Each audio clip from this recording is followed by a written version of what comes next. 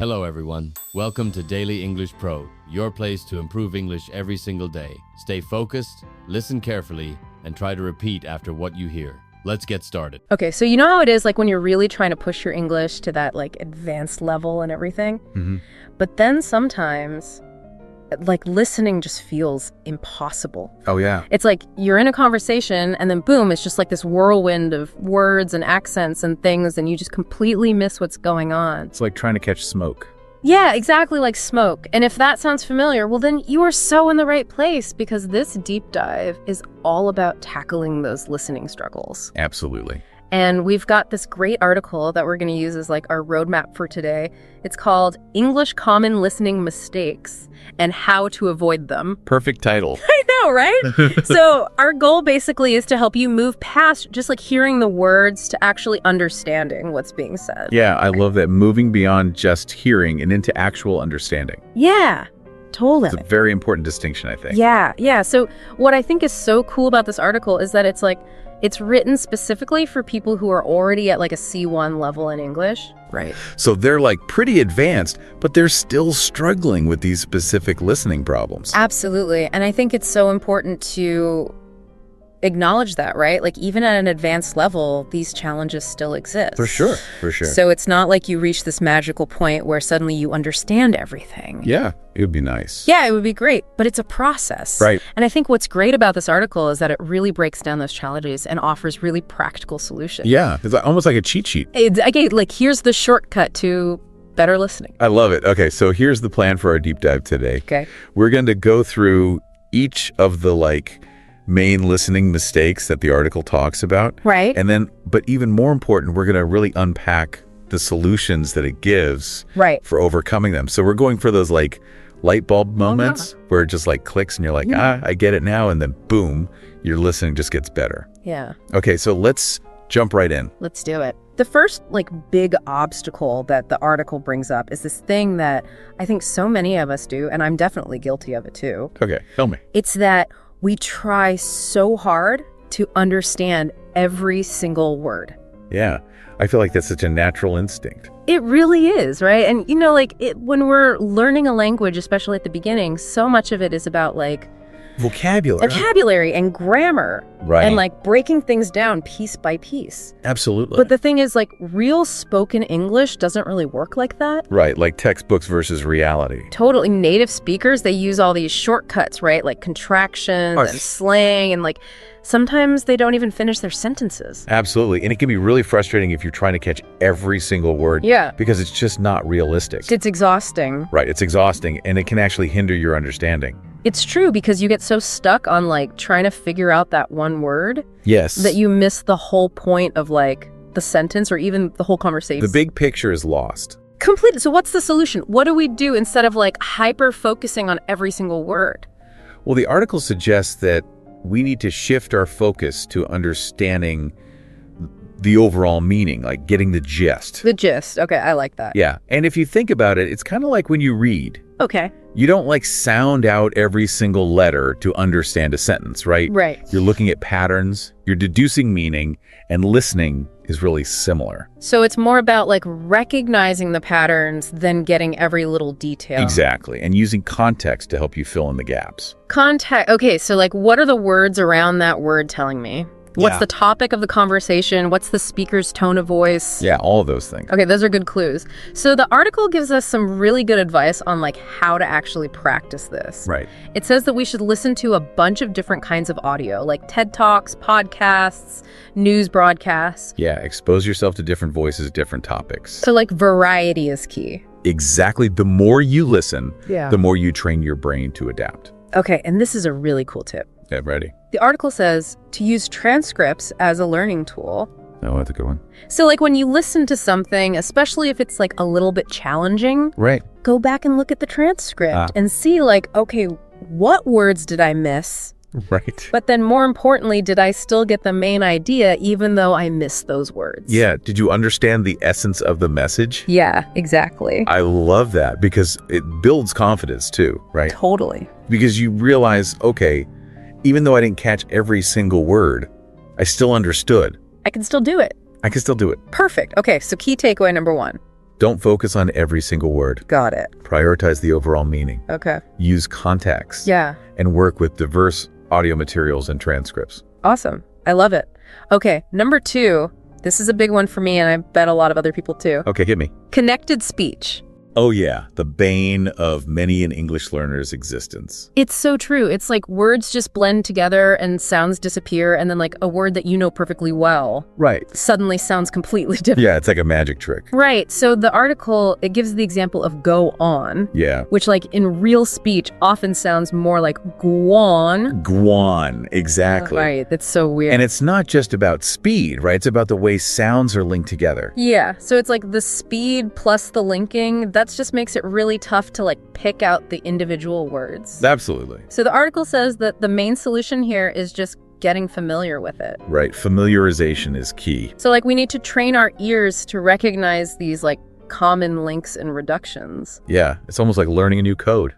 Yeah. It's like a secret code. The code of connected speech. I like it. Okay. So how do we do that in a practical way? Well, the article gives us a few suggestions. Okay. One is simply listening to lots of natural conversation and paying attention to how the words are connected. So just like actively noticing. Yeah. Be mindful of it. Be present with the language. Yeah. And then another technique that it mentions is called shadowing. Shadowing. I like that. Have you ever tried shadowing? I've tried it, but I haven't done it consistently. It's really effective. It's so cool. It's basically where you listen to audio and then you repeat it almost at the same time. Yeah, almost simultaneously. Right. And it really forces you to pay attention to the rhythm, the intonation, and of course the connected speech patterns. And it's funny because like you said, it's not about being perfect at first. It's about just like getting a feel for the flow. It's about embodying the language. Embodying the language. I love that. Okay, and the article also mentions this really great tip, which is to start with slow speed playback. Oh yeah, that's a classic one. So it's like, you know, when you watch a video in slow motion, you can see like every little detail. Right, you break it down. So it's the same with audio. You can actually hear the individual sounds blending together. Yeah.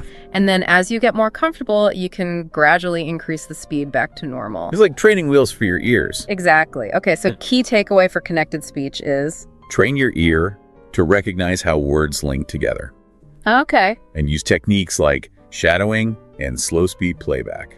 Awesome. Okay, next up, accents. Oh yes, the beautiful tapestry of English accents. It's so true. So English being like this huge global language, obviously. It's everywhere. There are so many different accents. It's incredible. Then the article talks about like, you know, you might hear British English, American English, Australian English, Indian English. And that's just scratching the surface. Right, there are so many variations. And within those categories, there are even more regional variations. Oh yeah, it's like accents on accents on accents. It's a beautiful thing, but it can be really challenging for learners. Absolutely, because it can feel like you're learning a whole new language almost. Right, because the pronunciation is different, the intonation is different, and sometimes even the vocabulary is different. Yeah, so what's the key here?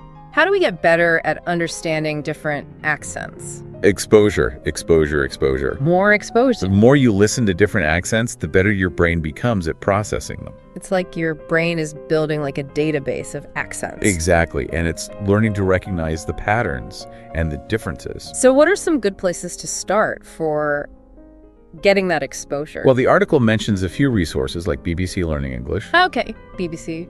NPR, which is National Public Radio in the US. Yeah. And TED Talks, which of course feature speakers from all over the world. And those are all great for like different reasons too. Absolutely. They cover a wide range of topics and they have really high quality audio. Yeah. Okay, so those are good starting points, but what else can we do? Well, the article also mentions that you can be more deliberate about seeking out specific accents. Okay, I like that. So there are platforms like LingQ and Audible where you can actually choose content based on the speaker's accent. Oh, that's cool. So you can say like, I want to listen to something with an Australian accent. Exactly. And you can even find YouTube channels or podcasts from specific countries. So it's about like actively seeking out those accents that you want to get better at understanding. Exactly. And even something as simple as watching international news broadcasts can be helpful. Oh yeah, because they often have reporters from all over the world. Right. So it's like accidental exposure. Exactly. But it's still beneficial. Okay, cool. So key takeaway for accents. Increase your exposure to a variety of English accents. Okay, got it. Through different media. Yeah. To train your brain to recognize the different pronunciation patterns. Awesome. Okay, moving right along to another thing that can really trip up even advanced learners. Ooh, tell me. Idioms and phrasal verbs. Oh, yes. These are the spice of the English language. But they can be so confusing. They can be tricky, especially if you're trying to understand them literally.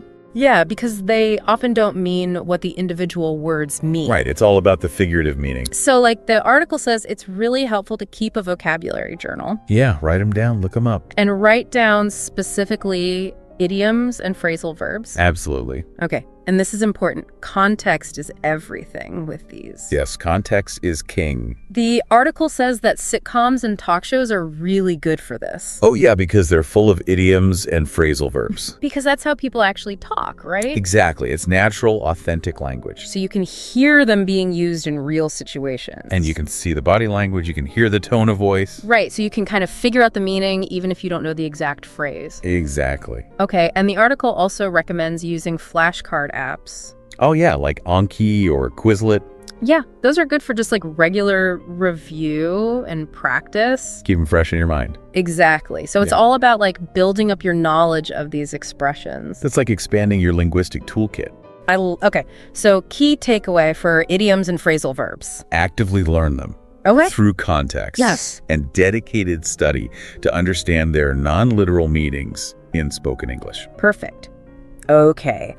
Next up, we are talking about implied meanings and sarcasm. Ooh, this is where it gets really interesting. It does, because now we're going beyond just like the words themselves. Right, we're talking about subtext. Subtext. Like the meaning behind the word. Okay, so native speakers, they use a lot of indirect language, irony, and sarcasm. It's part of the culture. Yeah, and if you're always taking things literally, right, at face value, you're going to miss a lot of what's actually being said. You'll be very confused. The article gives the example of someone saying, "Oh, great," in a sarcastic tone of voice. Which actually means the opposite of great. Exactly. So how do we get better at understanding these like subtle cues? Well, the article says it's all about paying attention to the speaker's tone of voice. Tone of voice? Okay. And their facial expressions if you're watching a video. Right. And it also suggests studying common sarcasm patterns.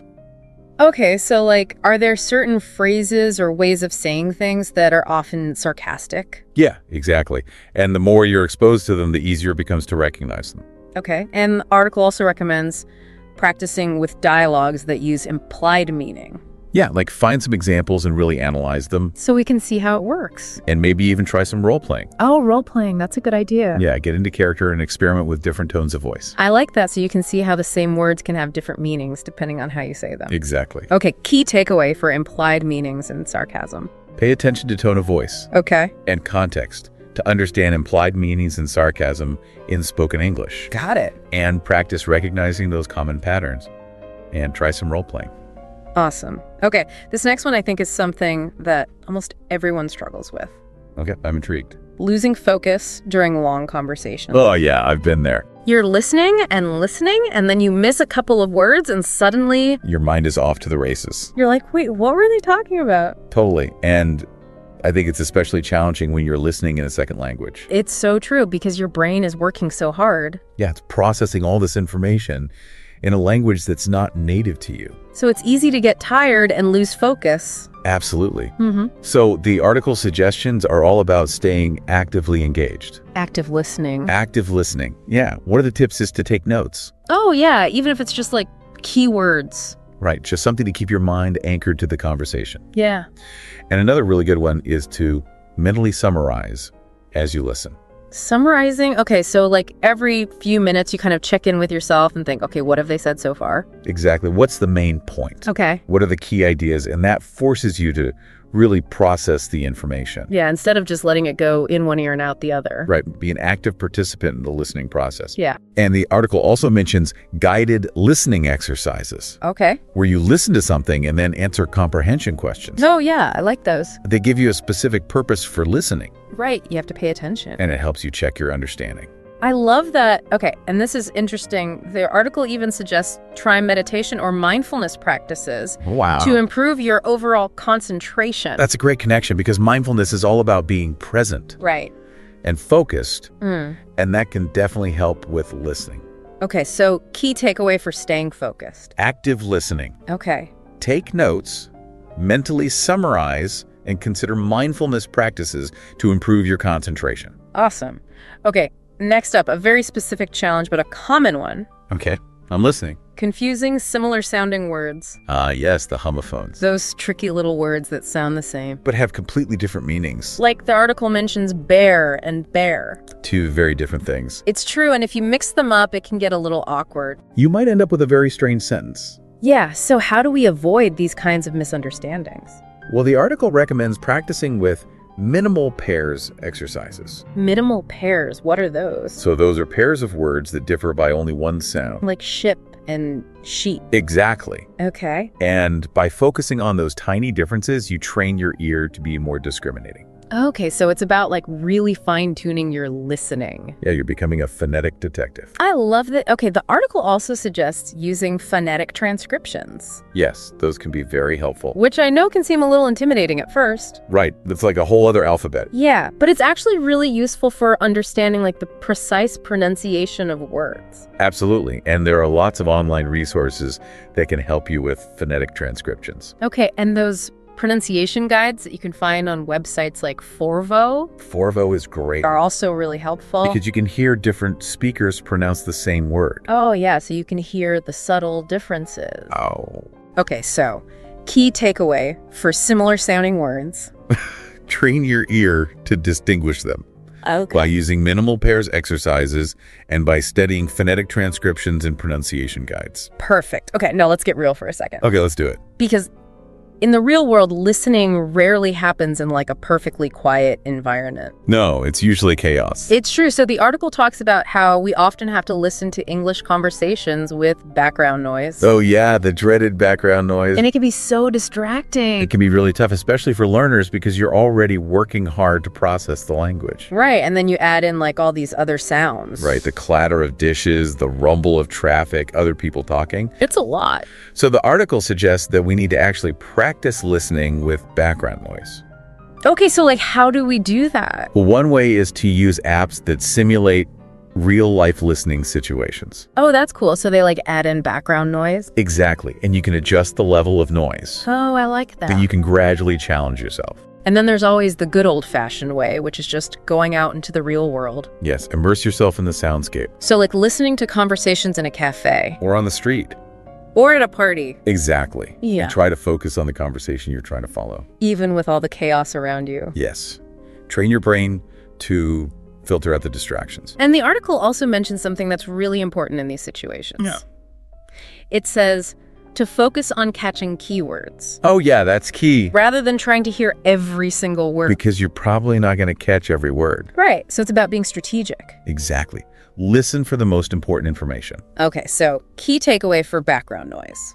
Practice listening with background noise. Okay. To train your brain to filter distractions in real-life conversations. Got it. And focus on identifying key information. Awesome. Okay, we're getting close to the end of our list. I'm excited to hear what's next. And this one is a classic. It's fast speech. The dreaded fast talker. It's true. It can feel like native speakers are just talking a million miles a minute. And sometimes it feels like they're swallowing half the words. Right, and it's that combination of the connected speech that we talked about earlier, Right. plus the natural speed of spoken language. It's like a double whammy. Exactly. So the article says that the best way to deal with this is to start slow. Gradual exposure is key. So like listen to audio that's a little bit slower than normal speed. Right, and then gradually increase the speed as you get more comfortable. So it's about like stretching your brain's ability to process faster speech. Exactly, and there are lots of ways to do this. Okay, give me some examples. One is to watch videos with subtitles at first. Okay. And then as you get better, try watching without subtitles. Oh yeah, that's a good one. And there are also speed listening exercises where you can listen to audio at like 1.25x speed or 1.5x speed. So you're like forcing your brain to keep up. Exactly, and the more you do it, the easier it gets. And the article also mentions something really interesting, which is predictive listening. Predictive listening. Tell me more. So it's basically where you use the context and the grammar to kind of guess what the speaker might say next. Yeah, it's like anticipating the next move. Exactly. And that can really help you when you're listening to fast speech because you're not always starting from scratch. It's like having a head start. Right. Okay, so key takeaway for fast speech. Gradually increase the speed of the audio you listen to. Okay. And practice predicting what the speaker will say next.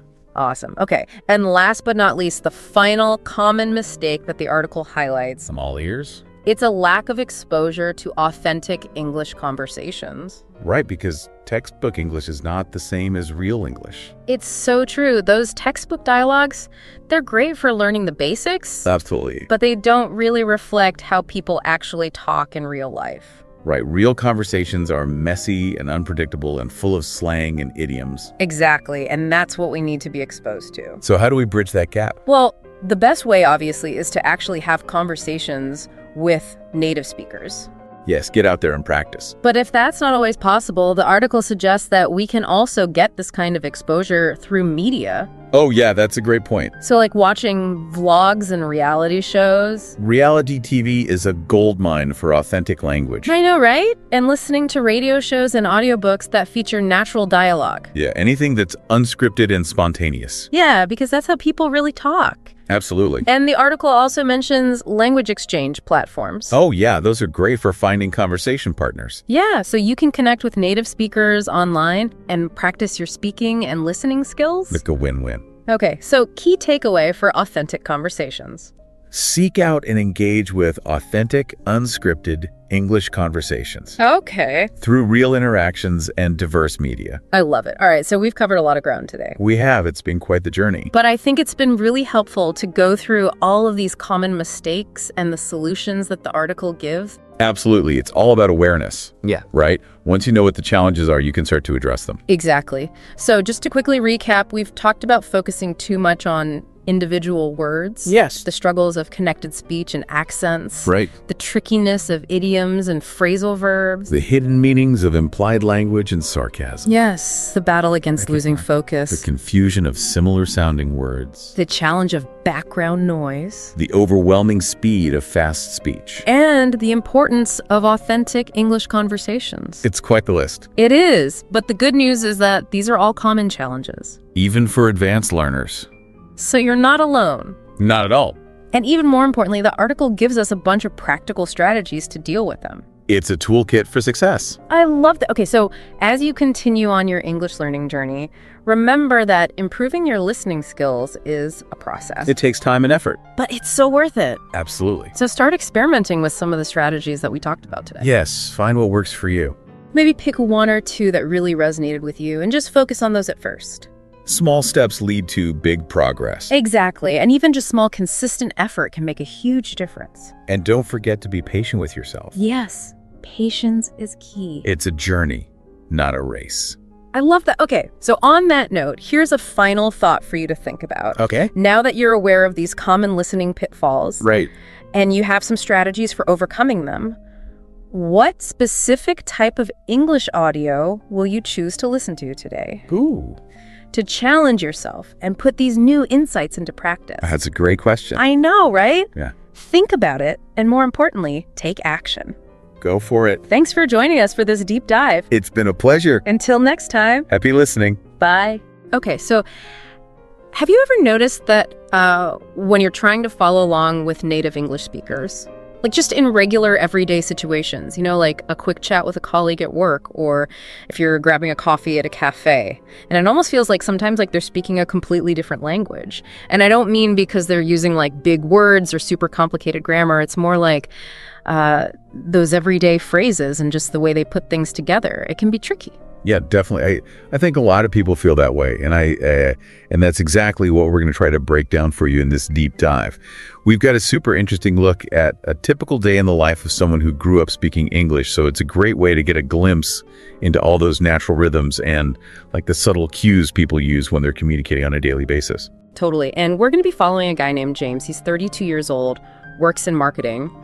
And the source we're using today gives us like a really close look at his whole day, from when his alarm goes off in the morning all the way until he goes to sleep at night. And what makes this even more helpful is that all the information is presented as like real everyday conversations. It's not made up. Yeah, and the interesting part here is how much meaning is packed into these like seemingly simple exchanges. So our goal is to kind of dissect these moments to really point out common phrases and those habitual routines that James goes through. We'll also point out all those like little social cues that are kind of woven into the fabric of everyday English. So by the end of this deep dive, you'll have learned something super practical. You'll be able to recognize these patterns better and understand like the unspoken elements of these interactions. And that can help you listen better, comprehend more, and even feel way more confident when you're having conversations in English yourself. So are you ready to jump into James's morning? Definitely so. It all starts with that familiar sound for a lot of us, the 6:30 a.m. alarm clock. And James's first reaction is super relatable. You know, that sleepy, already. Followed by him hitting the snooze button, of course. Oh, the snooze button, the universal symbol for just 5 more minutes. But even in that first moment, we hear something interesting. When the alarm goes off again, he's like, all right, I'm up. It's not formal at all. It's casual, maybe even a little bit reluctant. It's a great example of how most of us ease ourselves into the day, you know? Yeah, and you're right. That is subtle but important. All those little interjections, like that drawn out, oh, right. It really adds a lot to the natural feel of how we speak. But then the digital world comes calling, because right away he checks his phone and sees a message from his coworker, Emily, reminding him about a client meeting at 10 a.m. Yeah, and he keeps his reply short and sweet. Got it. Thanks for the reminder. It's quick, polite, and it's basically the kind of confirmation you'd expect in a work setting. No need for a long, drawn-out response or any super formal language. Right, it shows that professional communication can be very direct when the message is clear. No need to overcomplicate things. So then James makes his way to the kitchen to make breakfast. And we actually get a little peek into his thoughts. He thinks to himself, all right, let's see, eggs, toast, and coffee. That should do it. You know, I find it interesting that even his inner monologue is phrased in such a natural way. Like, you can almost hear him saying it out loud. It really does highlight how closely our thoughts and our everyday language are connected. And just then, his roommate, Mark, walks in. He greets James with a very typical morning greeting. Morning, man, you're up early. And notice he uses that casual term, man. It's a really common way for guys who are friends or roommates to address each other.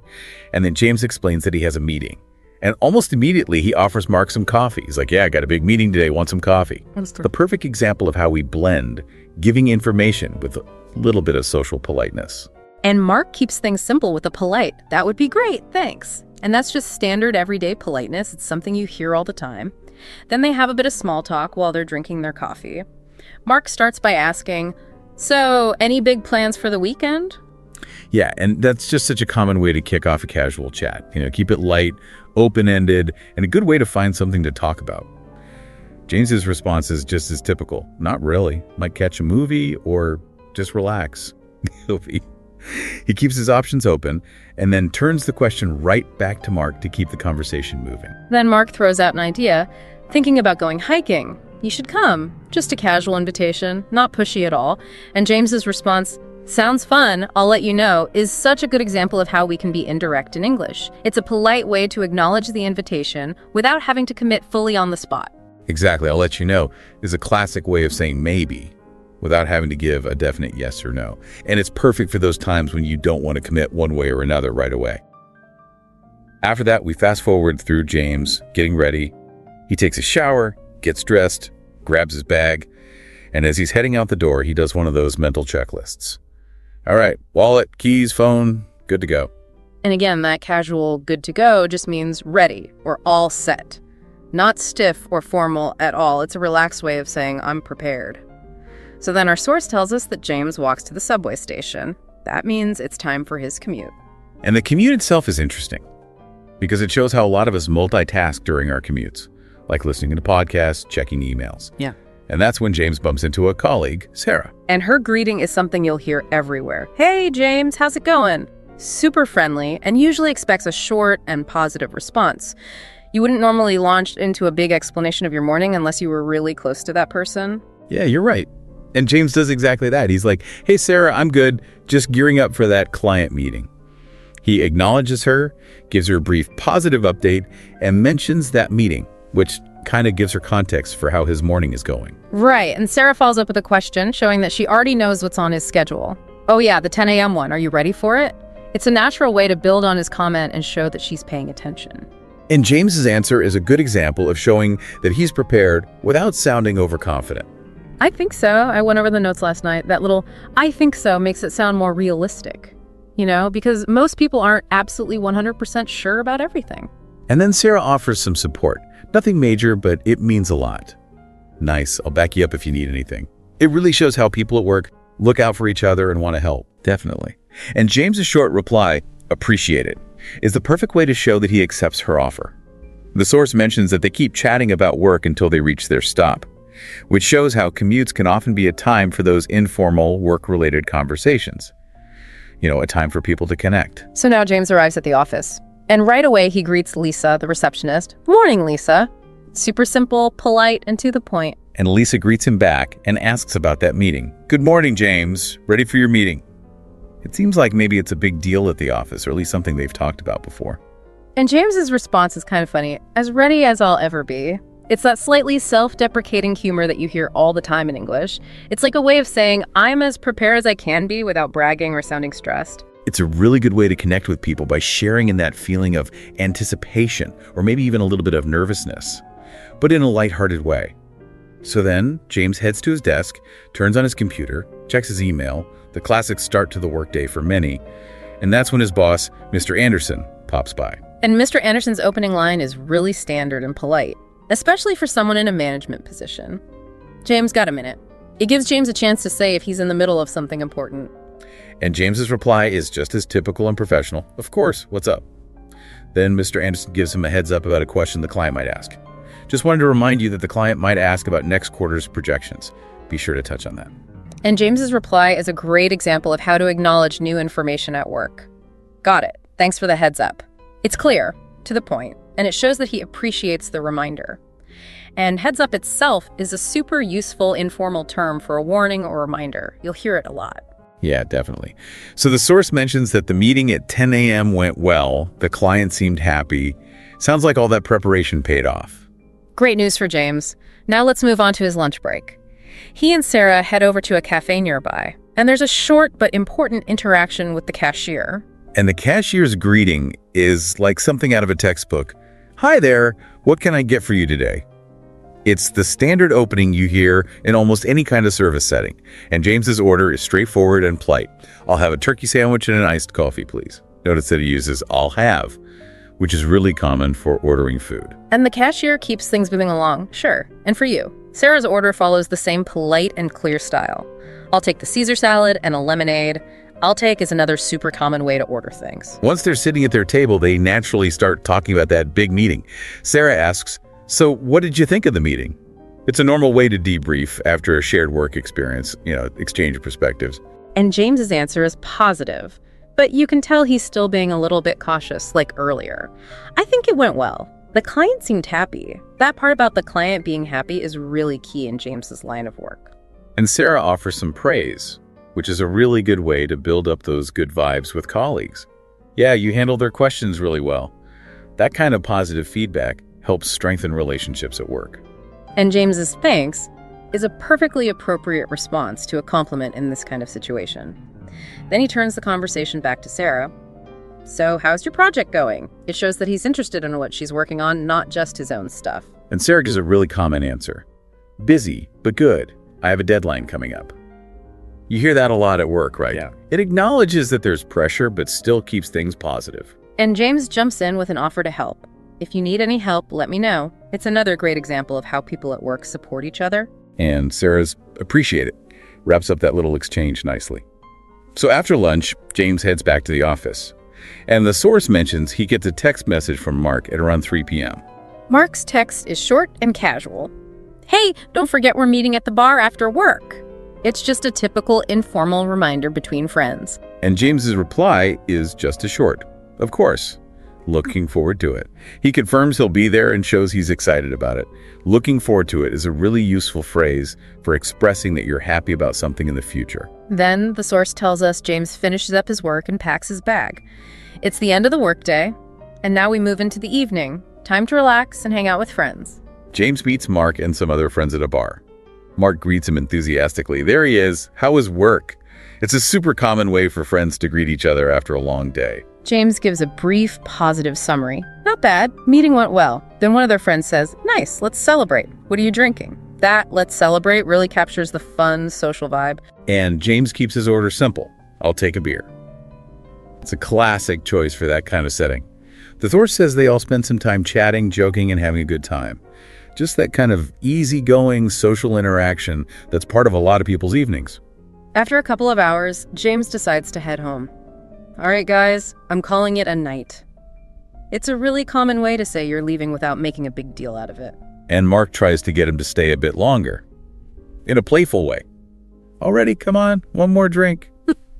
It's typical for friends to try and get you to hang out a little longer. But James has a good reason to leave. Nah, I have an early morning. Catch you later. Catch you later is a relaxed way to say goodbye, implying you'll see them again soon. The source then mentions the usual routine of James getting home, taking a cab, paying the driver, going inside. All those little everyday things we often don't even think about. And finally, we see James unwinding at home, watching TV and scrolling through social media. He has that thought, let's see what's new today. It's a scene that so many of us can relate to. It really shows how we use our downtime to relax and unplug. Yeah, definitely. And to wrap things up, he sets his alarm, turns off the lights, and goes to sleep. It brings his day full circle, ending in the same way it started. So as we look back at James's day, what are some key takeaways for our listeners? You know, the people who are trying to improve their understanding of how native speakers communicate in these everyday scenarios. I think the biggest thing is just how much natural, casual language gets used in even the simplest interactions. We've heard so many examples, from greetings and goodbyes to talking with coworkers in a way that's both professional and friendly. And then those social interactions that are full of jokes and subtle cues. Absolutely. From that first sleepy, already, to that relaxed catch you later at the end of the night. These little snippets of conversation aren't just random words. They tell you a lot about the tone, help build relationships, and keep things flowing smoothly. It's the kind of language that you might not always find in textbooks, but it's crucial for understanding and participating in real conversations.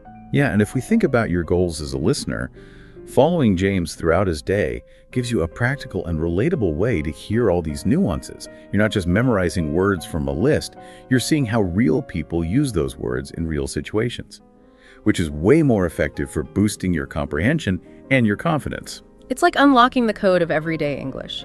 So as you go about your day, try paying attention to the conversations happening around you.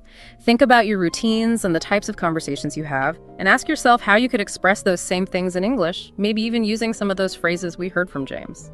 Here's something to think about. Beyond just the words and grammar, what did you learn about the culture of speaking English in a professional setting from observing James's day? Think about how formal or informal he is with different people, those subtle ways he shows he's being polite, and how he builds and maintains those connections. What was the most interesting thing that stood out to you? And how could you maybe use those observations to improve your communication skills? You know, it's amazing how much we can actually say with just a handful of words, right? Like, especially when those words come together to form an idiom, it's like having a secret code almost, you know? Like, you unlock this deeper level of meaning and connection beyond just like the surface of the words themselves. Yeah, absolutely. It's like tapping into this shared knowledge, this cultural understanding, and you can get across these really complex ideas, but like in a really concise way. Yeah. And that's what makes idioms so powerful. I mean, they're everywhere in how native speakers talk. And that's exactly what we're going to dive into today, this world of like advanced English idioms, the kind of phrases that you hear native speakers using all the time. Think of it like you're getting the VIP pass to fluency. Exactly. You got to move past just knowing what the words mean in the dictionary. You got to grasp what they actually imply, you know, the feeling, but cultural context. So in this deep dive, we're going to explore a whole bunch of these advanced idioms. And to make it easier on Jan, we've kind of grouped them into these different categories. And for each one, we'll break down like what it means, why it works, and how it brings, you know, that extra layer of meaning to the conversation. And of course, we'll give you plenty of real life examples. By the end of this, you'll have a really solid grasp of some key advanced idioms, ones that you can start recognizing and maybe even using yourself. All right, so let's get this show on the road. We'll kick things off with idioms that you're likely to bump into just, you know, in everyday situations. The first one we're tackling is bite the bullet. Bite the bullet is a pretty colorful way of saying to endure a tough situation, you know, something painful or difficult, but facing it with courage. You're not backing down, you're not complaining, just taking it head on. Right, like saying, I really didn't want to redo that whole report, but I just had to bite the bullet and get it done. Oh, and we even have a little conversation snippet for you. Oh. So picture this Emma sighs and says, Ugh, I've been putting off this dentist appointment for weeks. I know I need a root canal. Oof. Yeah, that's a tough one. And Jake says, yeah, it's probably not going to be fun, but sometimes you just got to bite the bullet and get it over with. You'll feel better once it's done. It's true. Yeah. And you know, it's interesting about bite the bullet. There's this possible link to like battlefield medicine. Imagine back in the day before proper anesthesia, a soldier might actually bite down on a bullet to deal with the pain of surgery. Wow, I never thought about that. Yeah, it's pretty intense imagery. It really paints a picture, doesn't it? It really underlines the idea of just pushing through serious discomfort without flinching. Wow, that historical context really adds another dimension to it. Now think about yourself for a second. Can you remember a time when you had to face something really unpleasant? Something you were totally dreading, but you knew you had to just bite the bullet and go through it? I mean, we've all been there, right? It's part of life. It is. And that's what makes this idiom so relatable. You know, we all get that feeling of having to just push through tough times. Okay, let's move on to the next idiom in our everyday situations category. We've got hit the nail on the head. Ah, yes, hit the nail on the head. This one means you're describing something perfectly. You're identifying the root cause of a problem, or you're just spot on with your assessment of a situation. It's about pinpoint accuracy. Like if someone said, when she pointed out our marketing strategy was outdated, she really hit the nail on the head. Exactly. Oh, and here's another little conversation snippet. Let's hear it. Tom's super frustrated and says, I can't figure out why our website traffic is down. And Lisa's like, have we thought about maybe our social media engagement has dropped off? And Tom's like, you know what, you hit the nail on the head. They're probably connected. It's funny, right? You can almost picture someone like perfectly striking a nail with a hammer. Yeah. No hesitation, no missing the mark. It really captures that feeling of being absolutely right. It's more than just agreeing, you know? It's like acknowledging that someone has diagnosed the problem perfectly. Has there ever been a time when someone just like nailed it when describing a problem you were dealing with? Oh, for sure. And it feels so validating when that happens, like you're finally understood. Totally. It's like they haven't just guessed right. They've identified the exact point of failure. And that can be super helpful for moving forward. Absolutely. It often helps you find a better solution. Okay, so our last idiom in this everyday situations group is the ball is in your court. Ah, yes. The ball is in your court. This one means it's your turn to act. You're the one who needs to make the next move or decision. The responsibility is all yours. Like saying, I've sent you all the documents, now the ball is in your court. Just let me know what you decide. Perfect example. And we've got another little chat here. Steve asked Linda, so are we going to move forward with the merger? And Linda's like, I've done all my research and given you my feedback. The ball is in your court now, Steve.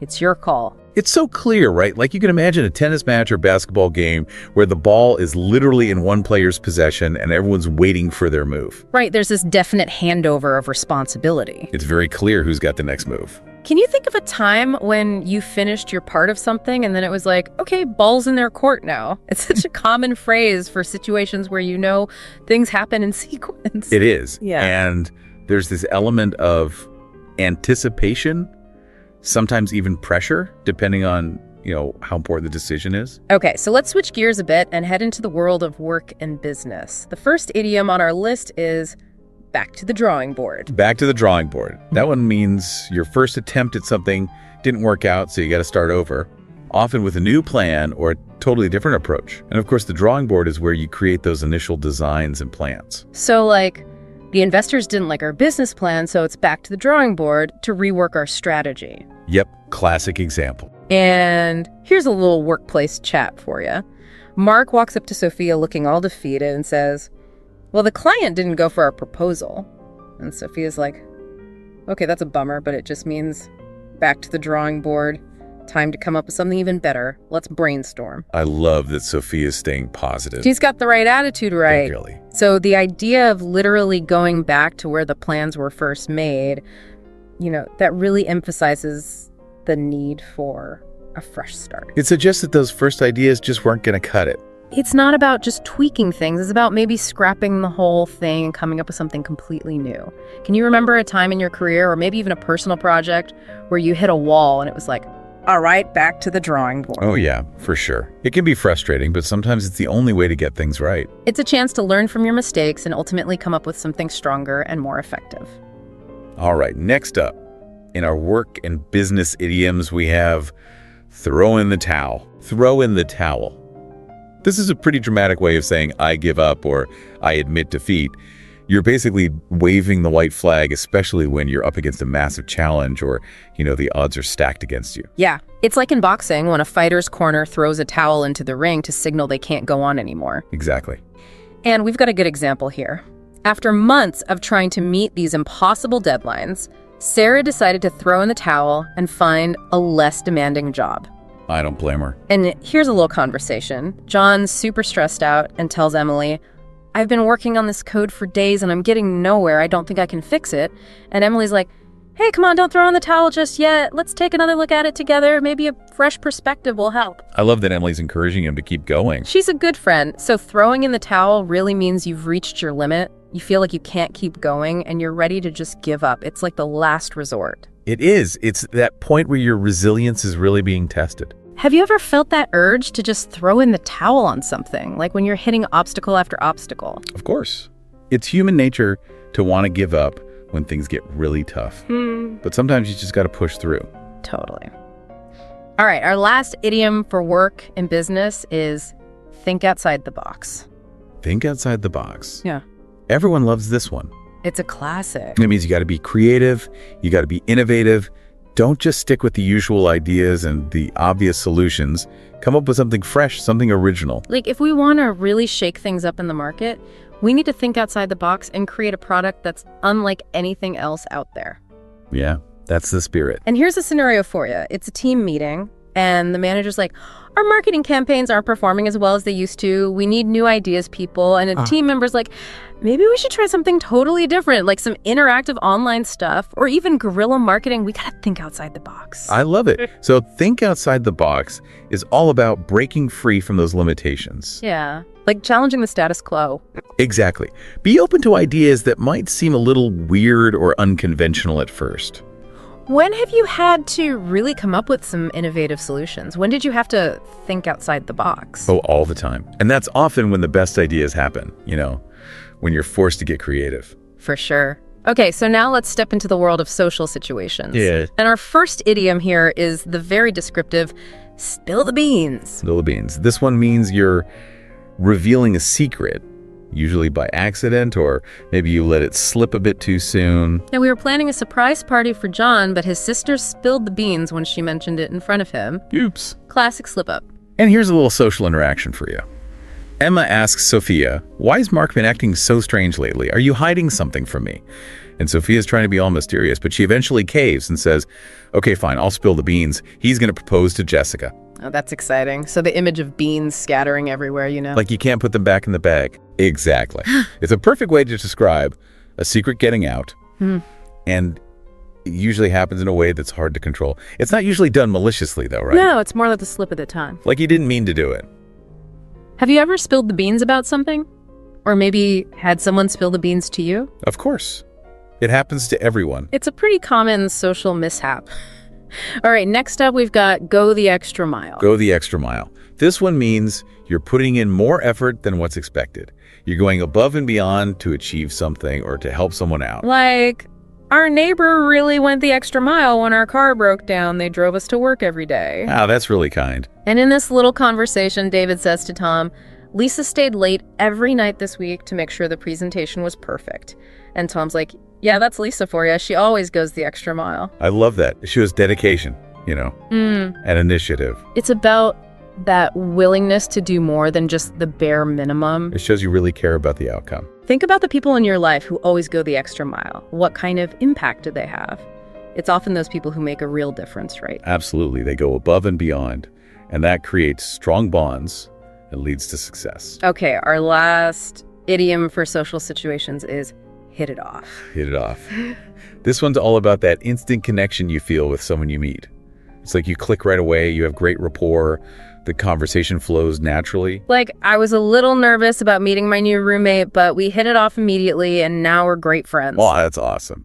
And here's a little snippet. Rachel's asking Paul about meeting a new colleague, and Paul's all excited and says, it was fantastic. We hit it off right away. We have so much in common. It's that feeling of instant chemistry, Yeah. Like you're on the same wavelength. You just get each other. And that can be the start of great friendships and collaborations. Can you remember a time when you met someone new and you just hit it off? Oh, yeah. Many times. It makes building new relationships so much easier and more enjoyable. It takes the pressure off. Okay, so now we're entering a bit more challenging territory. We're talking about idioms that describe difficult situations. And first up, we have through thick and thin. Through thick and thin. This one signifies the deep loyalty and support you have for someone. It means you're there for them through good times and bad times, through challenges and successes. Your commitment is unwavering no matter what. Aw, that's so sweet. It is. Like they've been married for 50 years and have supported each other through thick and thin. What a beautiful example. And here's a little conversation. Emma says to Jake, "Thank you for always being there for me no matter what." And Jake's like, "Of course, Emma. That's what friends do. We stick together through thick and thin." It's such a powerful expression of a strong bond. Mm-hmm. You know, it evokes that image of enduring those tough times together, but also celebrating the good times together. It shows an unbreakable connection. Who are the people in your life who stood by you through thick and thin? Those are the relationships that really matter. They are. They give you a sense of security knowing that you're not alone no matter what life throws your way. Okay, our next idiom for navigating tough times is between a rock and a hard place. Ooh, between a rock and a hard place. Yeah. This one describes those situations where you're stuck between two really difficult choices. Like there's no easy way out. Both options have downsides. It's a classic dilemma. It is. A good example is I was offered a promotion, which meant more money, but also way longer hours. So I felt like I was between a rock and a hard place. Oh, I can relate to that. And here's a little scenario. Sarah's telling Mike about a tough decision she's facing. "I don't know what to do. If I stay in my current job, I'm not getting paid enough. But if I move to this new city for a better opportunity, I'll be far from my family." And Mike's like, "That's rough, Sarah. You're really between a rock and a hard place." It's that feeling of being trapped, right? Like there's no escape. Yeah. And it can be so stressful. Have you ever been in a situation where you felt totally stuck like that? Of course. We all have. And sometimes you just have to pick the least bad option because there's no perfect solution. All right, our last idiom for difficult situations is cut to the chase. Cut to the chase. This means get straight to the point. Don't waste time with unnecessary details or small talk. Just tell me what's important. Like, we don't have much time, so let's cut to the chase and discuss the main issues. Exactly. It's all about being efficient and direct. And here's a little exchange. A boss is looking at their watch and says to an employee, "We're on a tight deadline here. What's the bottom line?" And the employee is like, "Okay, I'll cut to the chase. We're facing a major budget shortfall." So it's about respecting everyone's time and making sure the important information gets across quickly. In what kind of situations do you find yourself saying, cut to the chase? I feel like it's super common in work settings or anytime you're pressed for time. Oh, for sure. It shows that you value everyone's time and that you want to get things done efficiently. Okay, so now let's talk about some idioms that relate to success and failure. And the first one is pretty interesting. It's a blessing in disguise. A blessing in disguise. This one refers to something that seems bad or unlucky at first, but then turns out to have a positive outcome. Like losing that job I hated ended up being a blessing in disguise because it pushed me to start my own business. Exactly. Sometimes what seems like a setback is actually an opportunity in disguise. And here's a little story. Tom's telling Lisa, "I was so bummed when my flight got canceled, but then I met this incredible person at the airport and we've been dating ever since." And Lisa's like, "Wow, that's a total blessing in disguise." It's all about finding those silver linings right. Can you think of a time when something bad happened, but looking back, you realize it was actually a blessing in disguise? Oh yeah, definitely. It just goes to show that things aren't always what they seem. And that sometimes adversity can lead to unexpected opportunities. Okay, next up we have burn the midnight oil. Burn the midnight oil. This one means you're working or studying late into the night. You're sacrificing sleep to get things done, meet a deadline, or prepare for something big. Like, I had to burn the midnight oil to finish this presentation for tomorrow morning. We've all been there. And here's a little conversation. Alex sees Nina looking super tired and asks, "You look exhausted. What have you been up to?" And Nina's like all yawning, "I've been burning the midnight oil all week, studying for finals." Oh yeah, those late night study sessions. So it paints this picture of working when everyone else is asleep. It shows dedication and hard work. And sometimes it's necessary to get things done. Have you ever had to burn the midnight oil to finish a project or get ready for something important? Absolutely. And it's exhausting, but there's also a sense of accomplishment when you finally finish. Totally. All right, our final idiom for today is jump on the bandwagon. Jump on the bandwagon. This one means you're joining a trend or a movement because it's popular or seems like it's going to be successful. Like with electric cars becoming so popular, everyone's jumping on the bandwagon and buying one. Yeah, it's like following the crowd. And here's a little observation. Tom says to Lisa, "It seems like everyone I know is suddenly investing in cryptocurrency." And Lisa's like, "Yeah, it's a total bandwagon effect." So it's about that fear of missing out. Like you don't want to be the only one not doing it. And sometimes it's not even about genuine interest. It's just about fitting in. What trends have you seen people jumping on lately? It happens with everything from technology to fashion to, social causes. It's a fascinating social phenomenon. Right? We're all influenced by what other people are doing. So as we wrap up this deep dive, it's clear that learning these advanced idioms isn't just about expanding your vocabulary. Right. It's about gaining a deeper understanding of how native English speakers communicate. It's about understanding those subtle nuances, the implied meanings, the cultural references. And it's about expressing yourself in a more authentic and engaging way. So we encourage you to start noticing these idioms in everyday conversations. See if you can spot them. And maybe even try using a few yourself. It'll boost your fluency and your confidence. And think about this. By actively listening for and understanding these idioms, you're not just improving your language skills, you're connecting with native speakers on a deeper level. You're getting a glimpse into their cultural mindset. And that brings us to our final thought for today. Beyond the idioms we've discussed, what other subtle aspects of language do you think are important for truly understanding and connecting with others? Maybe it's the tone of voice, the use of humor, the shared cultural knowledge. It's something to think about. Language is a powerful tool, and there's always more to learn and explore. Okay, so you're learning English. You've got the grammar down pat. You've got like a vocabulary that's out of this world. You're practically at like C1 level. Yeah. But then you put on a movie and bam! Yeah. You're struggling to keep up with what they're saying. Yeah, it can be tricky, right? It is. It is. And forget those textbooks for a sec, because today we are diving into something way more fun. Oh, yeah.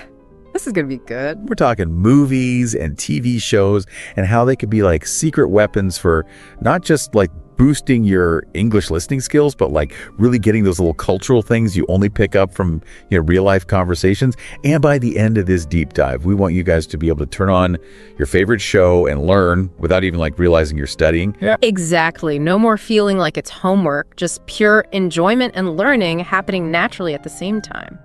We've actually been digging deep into this awesome guide all about using movies and TV to supercharge your listening comprehension. What's so cool about it is that it focuses on using like authentic stuff, like real conversations and how people actually talk, not that simplified stuff you get in some textbooks. Totally. Okay, so let's get down to business. Our source is basically saying that watching just any movie or show isn't going to magically make you a listening pro. So what should we be focusing on then? Well, they suggest checking out certain types of shows where the English is usually pretty clear and, easy to follow. Like sitcoms, for example. Sitcoms. Everyone loves a good sitcom. Right. Friends, How I Met Your Mother, The Big Bang Theory, all those classics. They use everyday language, and a lot of the humor depends on you picking up on the little things people say. Plus, since they usually stick to familiar situations, it kind of helps your brain get ready for what they're going to say. It's true. You start to pick up on those patterns and little nuances, so it's not just about the laughs. It's actually pretty educational. Exactly. Then there are drama series, which are great too, like Breaking Bad or The Crown. The dialogue is a bit more structured there. Plus, the story keeps you hooked even if you miss a word or two. Okay, so sitcoms, dramas, anything else? News programs or documentaries are fantastic for learning too. Think like Planet Earth or The Social Dilemma. The people talking usually speak pretty clearly and at a good pace. It's a great way to start training your ear for different accents and tones. But here's the big thing, and this is something the guide really stresses. It's got to be something you actually enjoy watching. Makes sense. If you're bored out of your mind, your brain's not going to absorb anything. Exactly. So think about what genres really grab you, what stories you just can't get enough of. Right. I think this is a good point to bring up another suggestion from our source, starting with stories you already know. Like maybe it's a book you've read or a movie you've seen before. That way you don't have to work so hard to understand the plot and can just relax and focus on the English being spoken. It's all about reducing that mental overload so you can really tune in to the language. And speaking of tuning in, our guide emphasizes how crucial subtitles are, at least in the beginning. Ideally, you'd have access to both English subtitles and subtitles in your native language. Subtitles, yeah, they're super helpful. But you can't just rely on them forever, can you? Yeah. How do we use them in a smart way so we actually get better at listening in the long run? You're right. Subtitles are a tool, not a crutch. So how do we use them wisely? The guide recommends starting with English subtitles. This way, you're reading and hearing the words at the same time, and that helps your brain link the spoken word with the written word. Makes it easier to recognize words and phrases later on. So it's like training your brain to actually hear those words, not just see them. Exactly. But don't get too comfortable with them. The next step is to ditch those subtitles gradually. This pushes your brain to really depend on what you hear, not just what you read. I can see how that would work.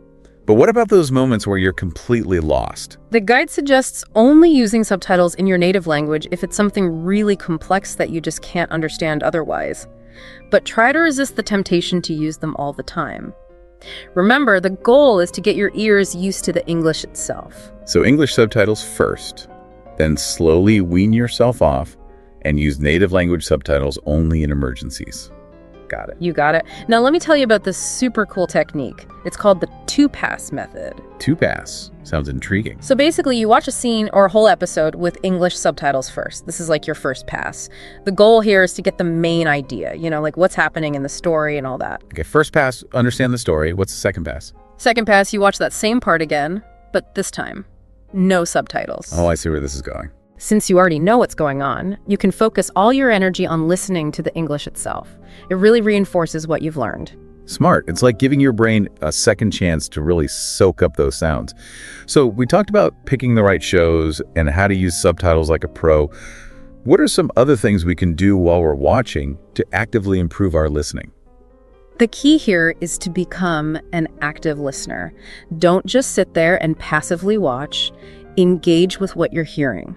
One of the best ways to do this is by taking notes. Ah, good old note-taking. Yep. When you hear a new word or phrase, jot it down along with its meaning in that context. It's like creating your own personalized vocabulary list.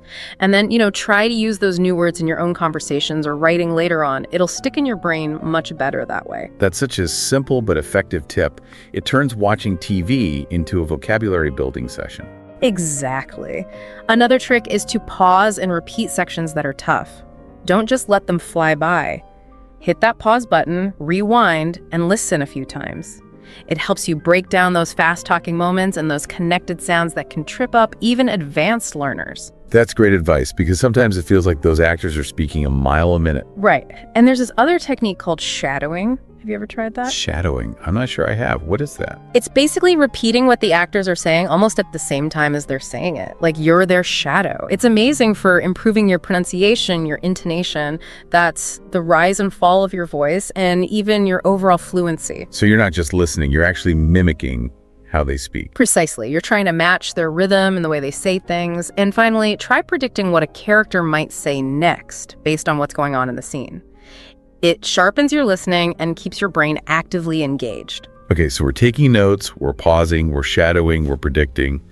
Anything else? Oh yeah, one more thing. Accents. Accents. That's something a lot of English learners struggle with, right? It's true. There are so many different accents out there. But movies and TV can help you get used to all those different ways of speaking English.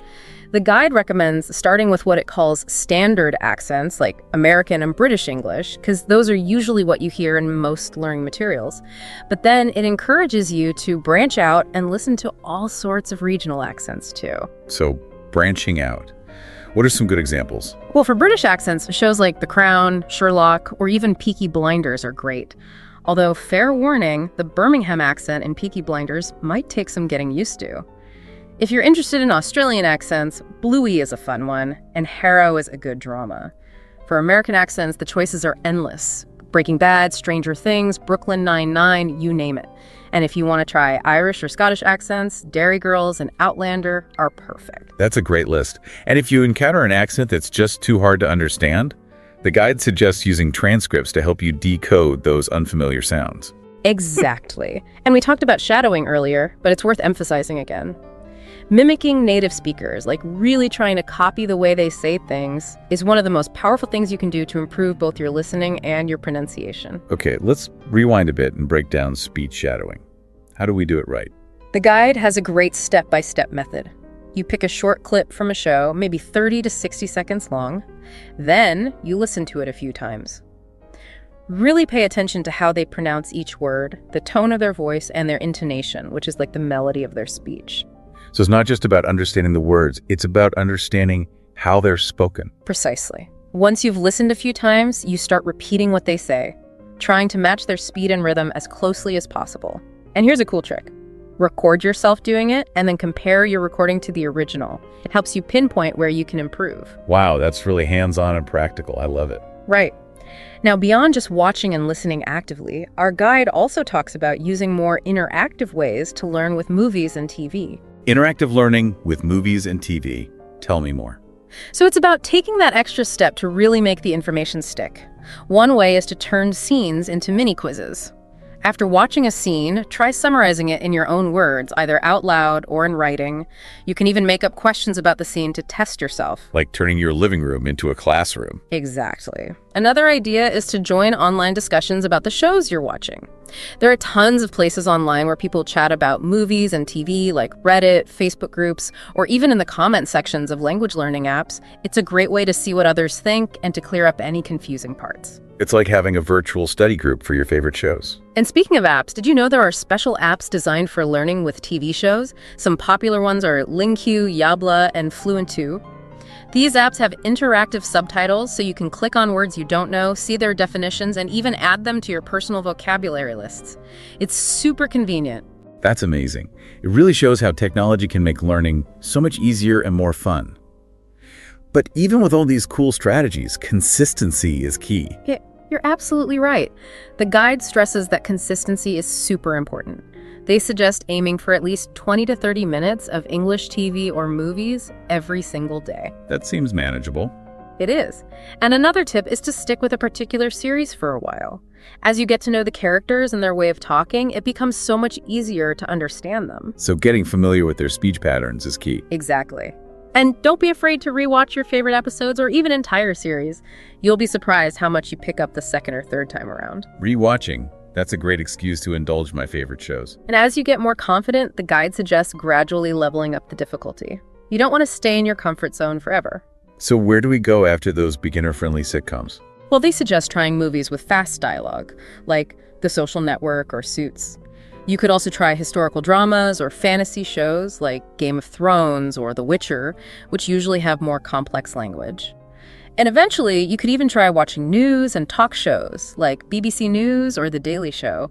They use more formal language and discuss current events. So it's all about pushing ourselves little by little to understand more and more challenging stuff. Exactly. Okay, so let's do a quick recap. We learned that we should be picky about what we watch, choosing shows with clear dialogue that we're genuinely interested in and that have subtitles. We also talked about using those subtitles strategically, starting with English ones, slowly weaning ourselves off, and only resorting to native language subtitles in extreme cases. And let's not forget the two-pass method. Right. Watching once with subtitles to understand the story, and then again without them to focus on the language. And remember, active listening is key. That means taking notes, pausing and repeating difficult parts, practicing shadowing, and trying to predict what will be said next. We also talked about embracing all the different accents out there and how movies and TV can help us get used to them. And if an accent is just too tough, transcripts can be a lifesaver. Oh, and that cool technique of mimicking native speakers. Speech shadowing. Don't underestimate its power. So true. And lastly, let's not forget to make our viewing more interactive. We can do that by turning scenes into mini quizzes, joining online discussions, or even using special language learning apps. The key is to be consistent, watch regularly, and gradually increase the difficulty as we go. You've got it. What's so cool about all this is that you're not just improving your listening, you're also getting a real taste of English-speaking cultures. You know, their humor, their social customs, things you wouldn't necessarily get from a textbook. That's what makes it so much more engaging and fun. So to all our listeners out there, we hope these tips inspire you to make your English learning journey both enjoyable and super effective. Give these techniques a try. We're confident you'll see amazing progress and gain a much deeper understanding of spoken English and all its nuances. And to leave you with something to think about, try this. Pick a scene from a movie or show you really love. how could you use just one of the techniques we talked about today to analyze that scene this week and maybe discover something new you hadn't noticed before? Or think about all the different English accents you've heard. What do they tell you about the incredible diversity within the English language and the people who speak it around the world? Food for thought, right? Until next time, happy watching and happy learning. See you next time.